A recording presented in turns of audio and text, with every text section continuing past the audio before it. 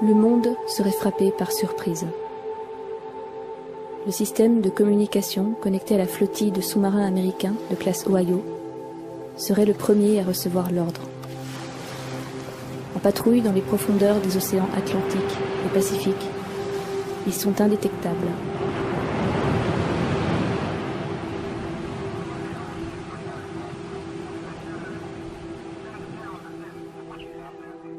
Sur les 18 sous-marins, 14 sont équipés de 24 missiles Trident chacun, Trident 1 et Trident 2. Les 4 autres sont armés de 154 missiles de croisière Tomahawk, pouvant être équipés d'une ogive nucléaire.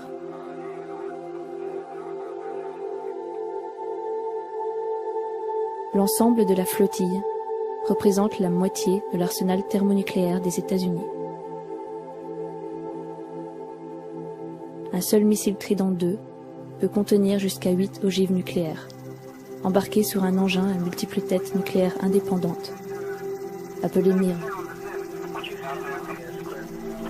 Une seule ogive W88 libère l'équivalent de 475 tonnes de TNT. Dans le cas d'un déploiement total, les États-Unis ont la capacité de lancer environ 400 missiles, équipés de 6 à 8 ogives chacun.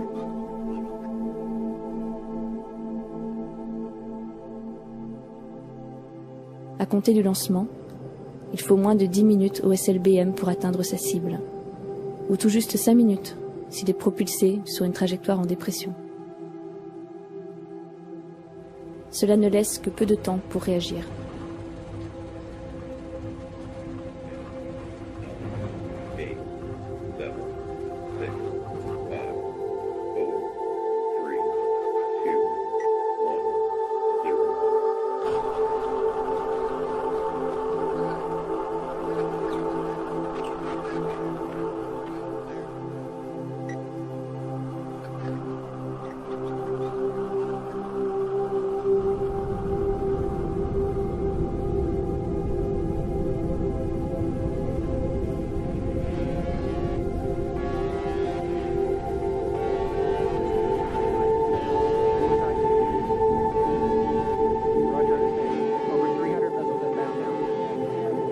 Les premières lignes de radar en Russie, en Chine et ailleurs détecteront immédiatement la pluie de missiles.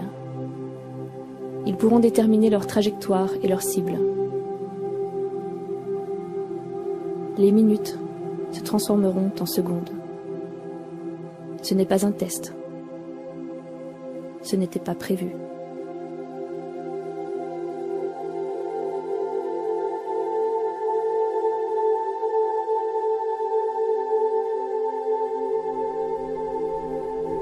Les systèmes de contrôle et de commande de l'arsenal nucléaire russe, établis sous l'ère soviétique, ne laissent que peu de temps pour écarter ou pour retarder une riposte totale.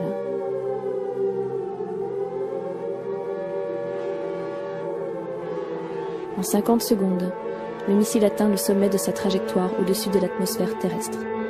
Il est à vitesse maximale. Puis son moteur s'arrête. Le dernier étage éjecte les ogives en même temps que les leurs. Au sol, les systèmes radars sont dépassés. Ils ne parviennent pas à les différencier l'un de l'autre. Au moment où ils pénètrent dans l'atmosphère, les leurres brûlent et les ogives entrent dans leur phase terminale.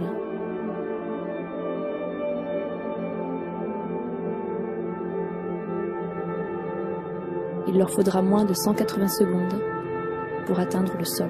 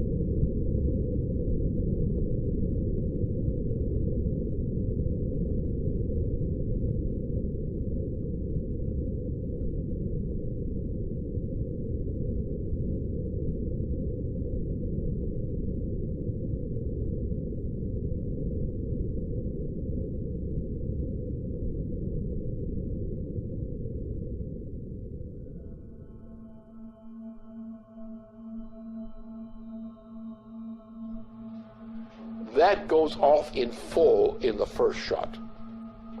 Now you have in the submarines, you have the warheads you have not yet discharged.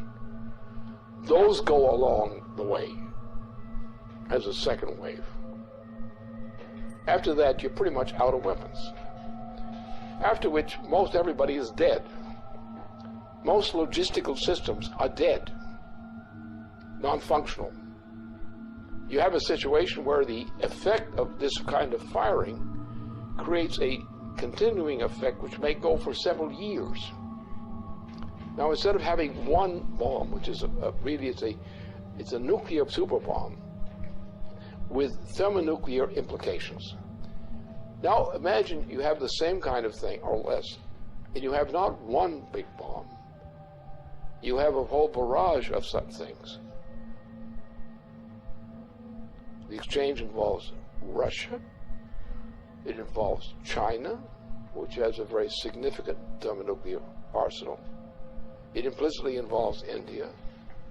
It involves the United States. It involves the extermination, virtually, of Western Europe.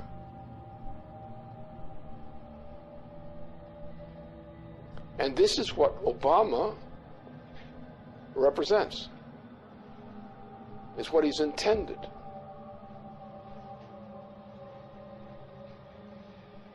This is the end of civilization.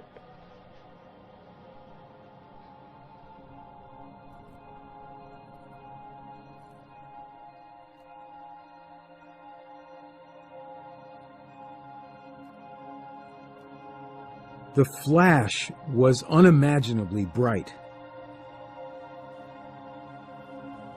As the rain fell, the wind grew stronger and stronger, and suddenly, probably because of the tremendous convection set up by the blazing city, a whirlwind ripped through the park.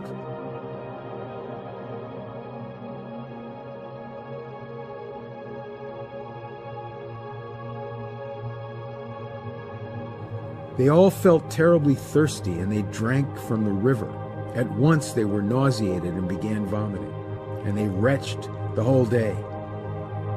Others were also nauseated, probably because of the strong odor of ionization and electric smell given off by the bomb's fission. It was very crowded, and to distinguish the living from the dead was not easy, for most of the people lay still with their eyes open. You reached down and took a woman by the hands, but her skin slipped off in huge glove-like pieces. Those who had their faces upturned when the bomb went off, they were all in exactly the same nightmarish state. Their faces were wholly burned. Their eye sockets were hollow. The fluid from their melted eyes had run down their cheeks.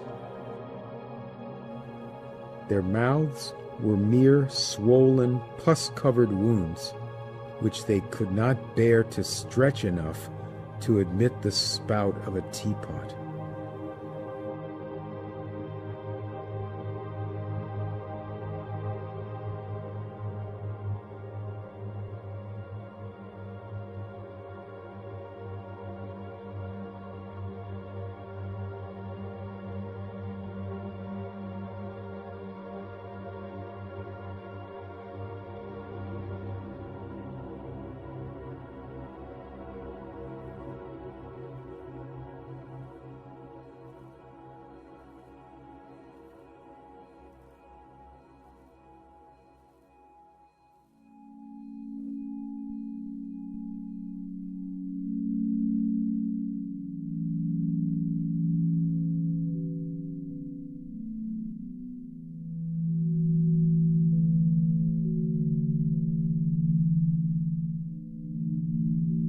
La population mondiale est actuellement de 7 milliards d'individus. L'arsenal nucléaire global représente approximativement 5000 mégatonnes. À la suite d'une confrontation nucléaire générale et des pertes immédiates en vie humaine causées par l'impact, ainsi que par la dévastation des territoires alentours, les conséquences sociales, climatiques et environnementales dureraient pendant des années.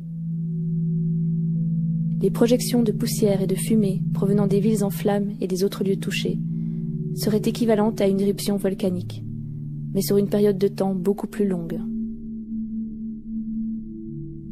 Un conflit nucléaire régional, mobilisant seulement 0,03% de l'arsenal nucléaire mondial, pourrait injecter 1 à 5 millions de tonnes de poussière de carbone dans l'atmosphère.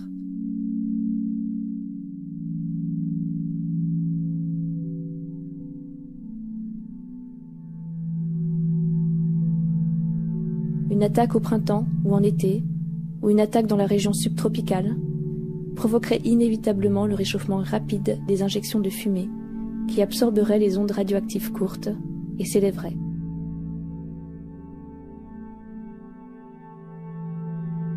Il ne faudrait qu'une semaine à tout ce qui n'a pas été immédiatement nettoyé par les pluies noires pour atteindre la troposphère et la couche supérieure de la stratosphère et y stationner pendant de nombreuses années.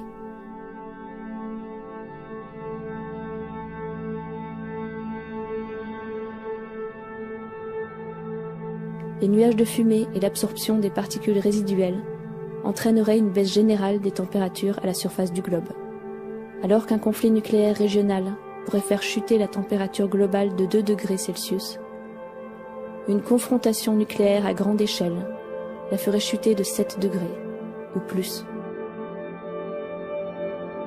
Au milieu du dernier âge glaciaire, il y a 18 000 ans, la température était de 5 degrés inférieure à la nôtre.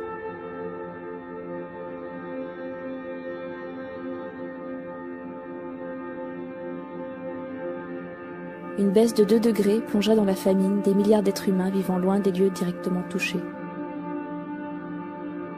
Les saisons pour les cultures agricoles seraient réduites de 3 semaines, anéantissant les récoltes.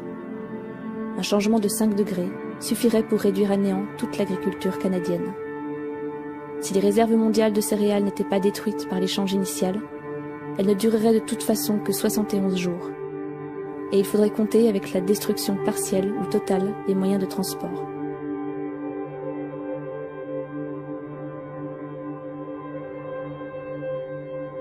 Le changement climatique brutal perturberait le cycle hydrologique mondial et l'ensemble des précipitations pourrait décroître de 45%.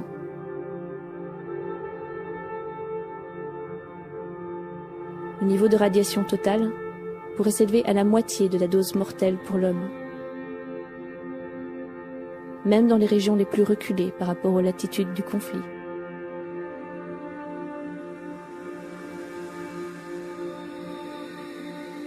Si des centrales nucléaires, des usines d'enrichissement ou de stockage de déchets étaient balayées, cela aurait un impact à très long terme sur les survivants.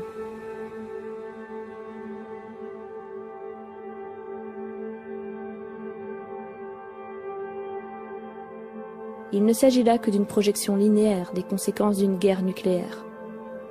Mais l'on sait que les effets qui ne peuvent pas être calculés sont à peu près aussi importants que ceux que l'on peut prévoir.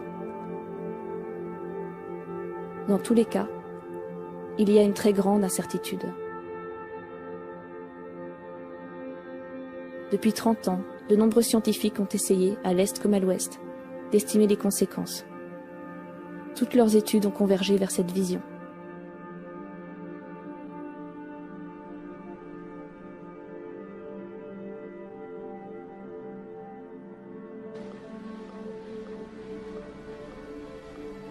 This is a full-scale commitment to an attack on the entire Eurasian continent, especially the Asian side. And it's a military operation with a full panoply of every kind of weapon for general, essentially a nuclear warfare capability, with all components, submarines, various kinds of ships, a vast accumulation of U.S. troops in that whole region, with auxiliary side in. You're looking at World War III. And nothing less than that.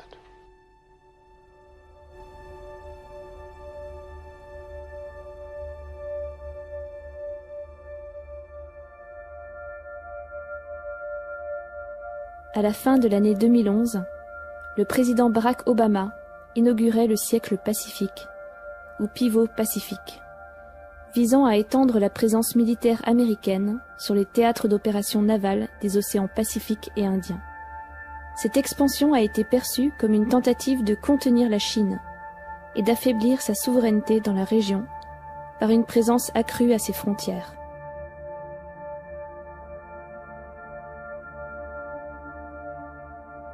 Le rééquilibrage d'Obama vers le Pacifique implique des plans dont la mise en œuvre est prévue au cours des prochaines années pour établir à Singapour 4 frégates de combat en zone littorale, offrir aux États-Unis un meilleur accès à la base navale australienne de Perth et porter à 2500 le nombre de soldats stationnant à Darwin. Des plans existent également pour porter à 28 500 le nombre de soldats en Corée du Sud, renforcer les troupes sur l'île de Guam, dans les Philippines, au Japon, et pour maintenir le déploiement actif de ces porte-avions.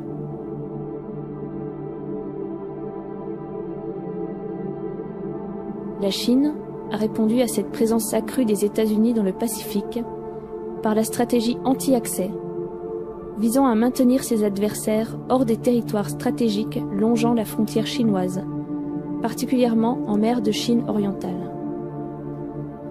De plus, la stratégie pacifique des États-Unis prévoit également la mise en place d'un bouclier antimissile en Corée du Sud, au Japon et en Australie, faisant face à l'Asie et au Moyen-Orient.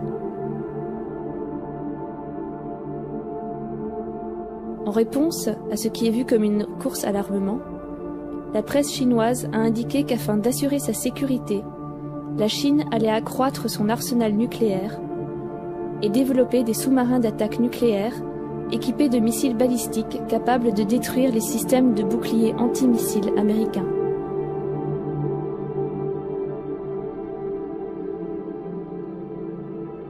Plus tard, au cours du printemps 2012, plusieurs avertissements ont été lancés sur le fait qu'un tel système antimissile forcerait la Chine à changer sa politique nucléaire traditionnelle.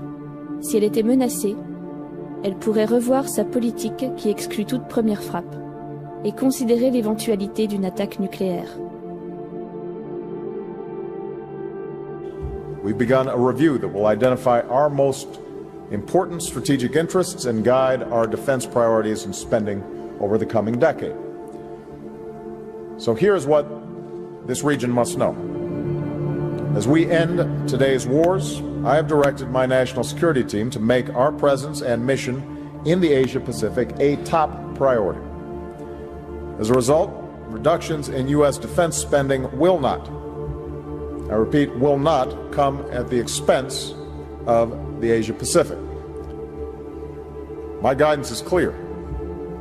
As we plan and budget for the future, we will allocate the resources necessary to maintain our strong military presence in this region.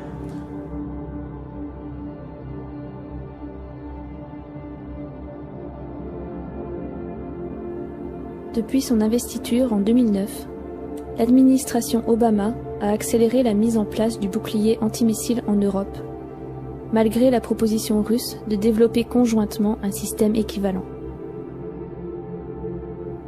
En mai 2012, l'OTAN a déclaré que la phase 1 du bouclier était opérationnelle.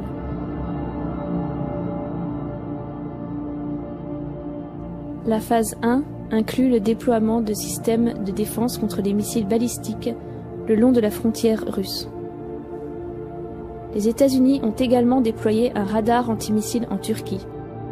En mars 2011, un navire Aegis destiné à la défense antimissile a été envoyé en mer Méditerranée. Il s'y trouve toujours. Un accord a été conclu avec la Roumanie pour accueillir un site américain équipé d'intercepteurs de missiles. D'autres accords ont été conclus avec la Pologne pour y ouvrir un site similaire. L'Espagne a autorisé les Américains à déployer dans la base navale de Rota 4 de leurs destroyers Aegis, équipés de systèmes antimissiles et de missiles Tomahawk, capables de lancer des ogives nucléaires.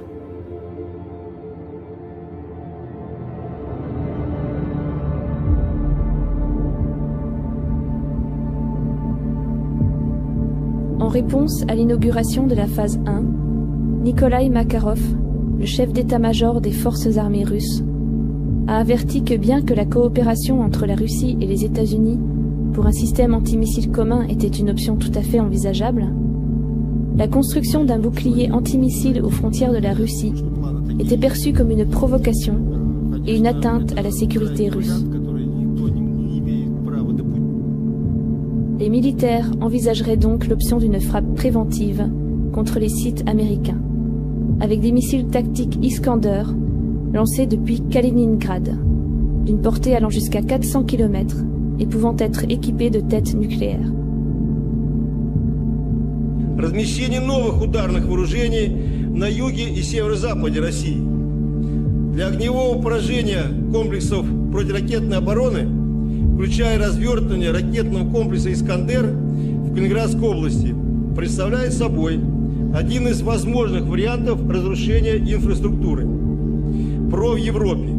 С учетом дестабилизирующего характера системы ПРО, а именно создание иллюзии нанесения безнаказанного разоружающего удара, принятие решения об упреждающем применении имеющихся средств поражения будет приниматься в период обострения обстановки.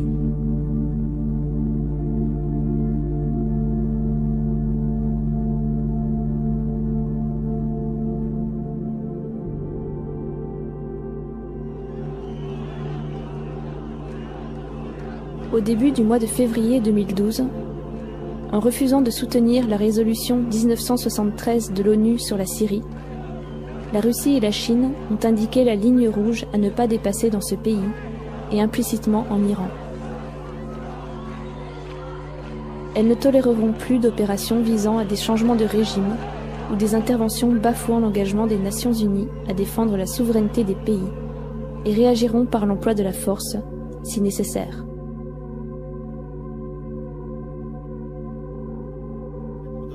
На те параметры, которые прописаны в этом договоре. Одновременно будет развернута очень широкая работа к тем, чтобы все страны или весь ядерный клуб, который очень обширен сейчас, подключились к этому договору. Мы понимаем, что так нельзя. Я уже не говорю, что в какой-нибудь момент такие действия, которые подрывают государственный суверенитет, могут закончиться вполне себе такой полноценной региональной войной. И даже, никого не хочу пугать, с применением ядерного оружия.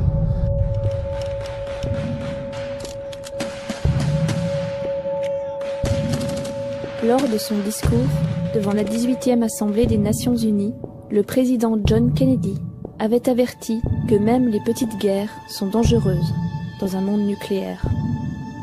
Pour l'instant, l'éventualité d'un conflit mondial a été contenue grâce à l'intervention ferme et préventive des chefs d'état-major américains et des dirigeants politiques et militaires russes. Parallèlement, la dégradation de la situation économique dans la région transatlantique nous conduit vers un effondrement imminent, tandis que la zone eurasiatique bénéficie d'une relative prospérité.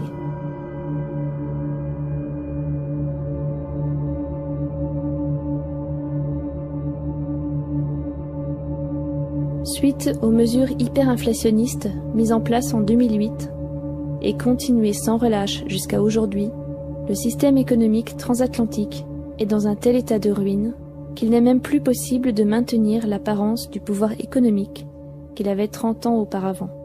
Plus personne ne croit en l'illusion du redressement. De la même façon, l'OTAN n'a plus le pouvoir militaire qu'elle avait pendant la guerre froide.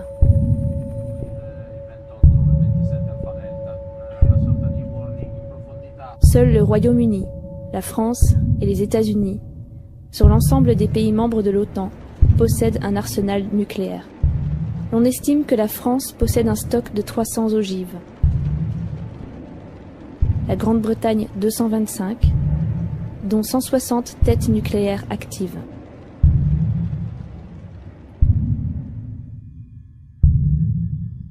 Ce sont ces trois pays, la Grande-Bretagne, la France et les États-Unis, qui, après avoir collaboré pour éliminer le chef d'État libyen, se montrent les plus déterminés à mettre fin au régime de Bachar el-Assad. quitte à franchir la ligne rouge tracée par la Russie. Cet enthousiasme des Occidentaux se traduit ouvertement par l'armement de groupes terroristes en Syrie. Ils revendiquent le droit d'appliquer les politiques d'intervention humanitaire défendues par le véritable architecte de la guerre en Irak, Tony Blair. Aux États-Unis, Obama est personnellement engagé dans une intense campagne de propagande visant à justifier une intervention militaire en Syrie et au-delà. A red line for us is we start seeing a whole bunch of chemical weapons moving around or being utilized. That would change my calculus. That would change my equation. Une telle attaque forcerait immédiatement les grandes puissances que sont la Russie et la Chine à intervenir.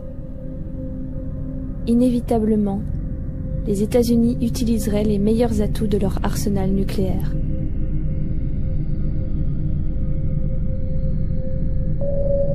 The trajectory of a ballistic missile launched from the Pacific Ocean or Atlantic Ocean, the normal patrol areas of the Ohio-class submarine, would most likely cross China or Russia, assuming the target to be somewhere in the Middle East or Asia in general. This has two significant implications.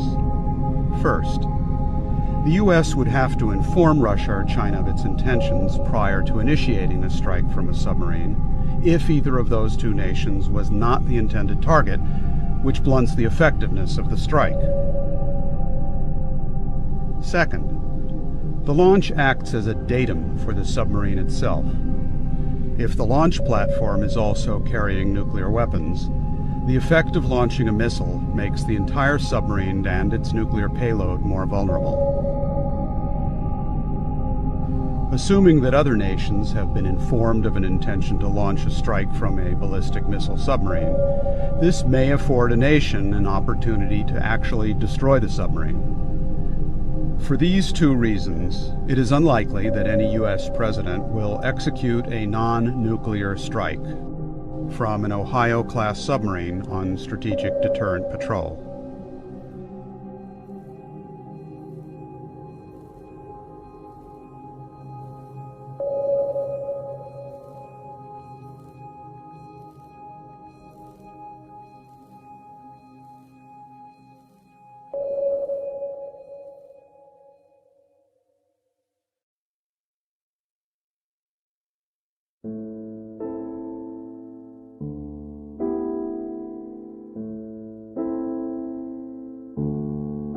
En août 1983, se tenait à Erice, en Italie, une conférence sur les moyens technologiques pour bâtir la paix. Son président, Antonino Tchiki, y a montré quelles seraient, pour l'humanité et pour la planète dans son ensemble, les conséquences de l'entrée en scène d'une personnalité assez folle pour provoquer une confrontation thermonucléaire mondiale. Il rappela que l'histoire n'a jamais manqué de fous. Tôt ou tard, dans 10, 20 ou peut-être 100 ans, un fou émergera. Et quand ce fou entrera en scène, l'humanité subira la perte de centaines de millions de vies. 50% de la couche d'ozone sera détruite. La température moyenne de la planète chutera d'au moins 7 degrés. Et une très forte radioactivité empoisonnera l'atmosphère. Des montagnes de cendres recouvriront les vastes trésors accumulés à travers le monde par des siècles de travail et d'intelligence.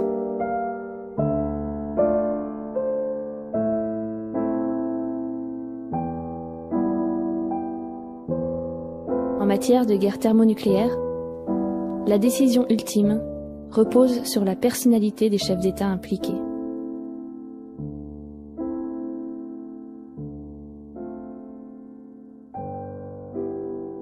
Le choix des Américains d'être dirigés par Dwight Eisenhower a permis, grâce à sa gestion de la crise de Suez, d'éloigner la menace d'une escalade inévitable vers la guerre nucléaire.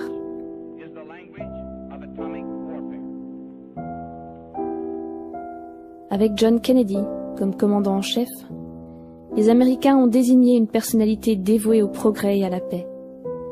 Et c'est ce qui a guidé sa main dans les négociations avec Nikita Khrouchtchev, lors de la crise des missiles de Cuba, puis à Berlin, aboutissant à un accord interdisant les essais nucléaires atmosphériques.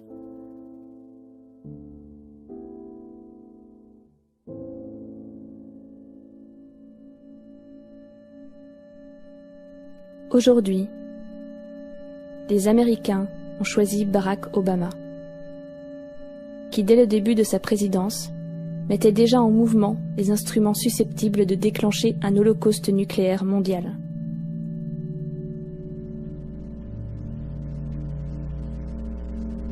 Obama, on his part, is clinically insane. His state of mind, as manifest, is that of a clinically insane person. And it's a clinical insanity of the neurotype. So therefore, he is in a mood and on a road toward his own self-annihilation, whether as a personality or even more drastic measures. That is coming. This man is a type who's capable of suicide. This may be the first clear suicide case in the U.S. presidency. He's in the direction of getting there. Whether he actually gets there, the fact remains he's now developing rapidly in that direction.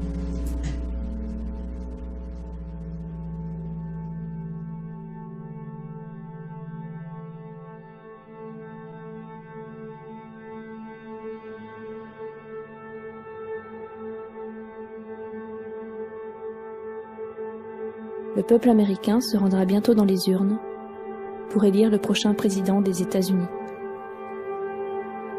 Des estimations et des rapports récents montrent que le déploiement de l'arsenal militaire américain, en particulier naval, atteindra son niveau maximum dans les prochains mois, avant que n'intervienne la fin de certaines missions ou les coupes de budget pour d'autres.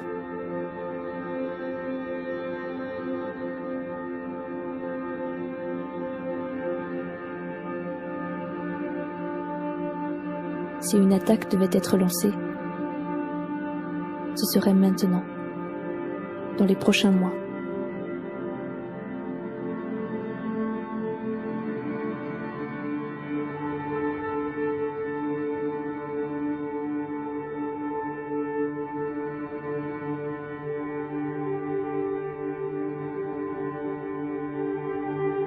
Si une attaque devait être empêchée,